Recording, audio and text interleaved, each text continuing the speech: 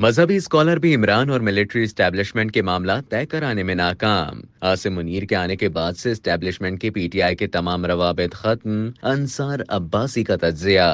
ملک کے سرکردہ مذہبی اسکالر میں سے ایک نے ملٹری اسٹیبلشمنٹ اور عمران خان کے درمیان صلح کرانے کی کوشش کی تھی، لیکن وہ ناکام رہی۔ ایک باخبر ذرائع نے بتایا کہ یہ کوشش 8 فروری کے انتخابات سے پہلے کی گئی تھی، لیکن یہ ناکام رہی۔ ذرائع نے عالم کا نام ظاہر نہیں کیا۔ اپریل 2022 میں حکومت سے نکال بہار کیے جانے کے بعد فوج، اس کے اعلی کمانڈروں اور حتیٰ کہ موجودہ اور سابقہ آرمی چیف کے خلاف عمران خان جو الزامات عائد کر رہے ہیں، ان کے تناظر میں اب جیل میں قید پی ٹی آئی کے بانی چیئرمین کے لیے ساکھ کے بحران کا ایک سنگین چیلنج درپیش ہے۔ اس بات کی ضمانت کون دے گا کہ عمران خان ذمہ داری کا مظاہرہ کریں گے اور ملٹری اسٹیبلشمنٹ سمیت لوگوں پر بغیر ثبوت سنگین نوعیت کے الزامات عائد نہیں کریں گے؟ گزشتہ 2 سال کے دوران عمران خان ملٹری اسٹیبلشمنٹ اور اعلی جنرلوں پر تنقید کی 2 جہتی پالیسی پر عمل پیرا رہے ہیں اور ساتھ ہی ان پر دباؤ ڈال رہے ہیں کہ وہ ان کی مخالفین کی حکومت ہٹا کر ان یعنی کہ عمران خان کے لیے اقتدار میں واپسی کی راہ ہموار کریں۔ 9 مئی کے حملوں اور 8 فروری کے انتخابات کے بعد بھی عمران خان موجودہ آرمی چیف پر براہ راست تنقید جاری رکھے ہوئے ہیں۔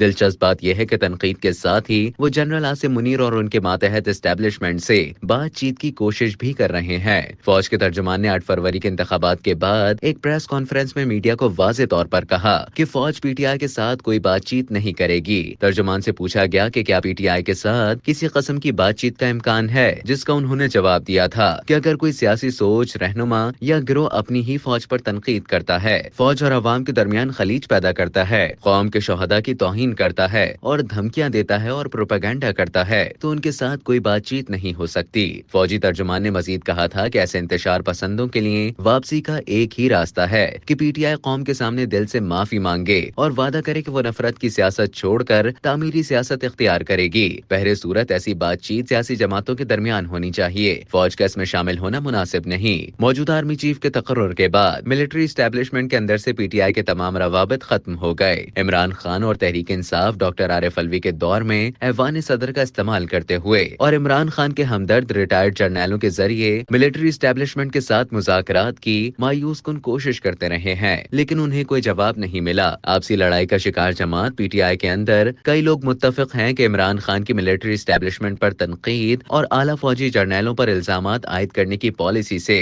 پارٹی کو کوئی فائدہ نہیں ہوا۔ کہا جاتا ہے کہ اس صورتحال کے برعکس ایسی پالیسی نے پی ٹی آئی اور ملٹری اسٹیبلشمنٹ سے بات چیت کے خواہش مند عمران خان کے لیے مسائل بڑھا دیے ہیں۔